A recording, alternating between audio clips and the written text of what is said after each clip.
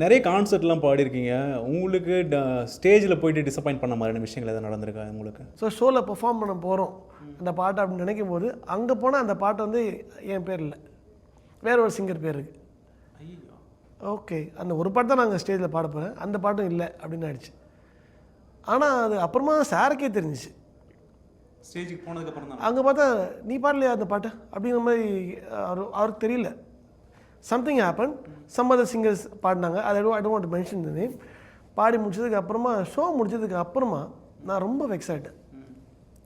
Disappoint to the core. முன்னாடி 40,000 பேர் crowd உட்காந்துருக்காங்க கேனடாவில் ஃபஸ்ட் டைம். அப்போ வந்து ஸ்டேஜ்லேயே சார் எல்லோரையும் அனௌன்ஸ் பண்ணார். எல்லோரையும் அனௌன்ஸ் பண்ணும்போது சத்யன் பாடகர் அப்படின்னு சொன்னோன்னே எல்லோரும் கை தட்டினாங்க. உங்களுக்கே தெரியும் அப்படின்னு சொல்லிட்டு ரொம்ப அற்புதமாக பாடுவார். இன்றைக்கி சந்தர்ப்பவஸ்தாலாம் இருக்குது, பாட்டு கிடைக்கல அப்படின்னு சொல்லிட்டு மூவ் ஆன் ஆகிட்டார். நான் இன்னும் இந்த மோடில் தான் இருக்கிறேன், செம்ம டிசப்பாயின்ட் மோடில் தான் இருக்கிறேன். நான் மட்டும் அந்த மோடில் இல்லை, என் கூட அந்த அத்தனை சிங்கர்ஸுக்குமே அந்த கூட பாரு அந்த கோ சிங்கர்ஸ் ஆர்கெஸ்ட்ராக்காரங்க எல்லாருக்குமே அந்த எதிர்பார்ப்பு இருந்துச்சு, நான் அந்த பாட்டை பாட போகிறேன், பயங்கர ஃபயராக போகுதுன்னு.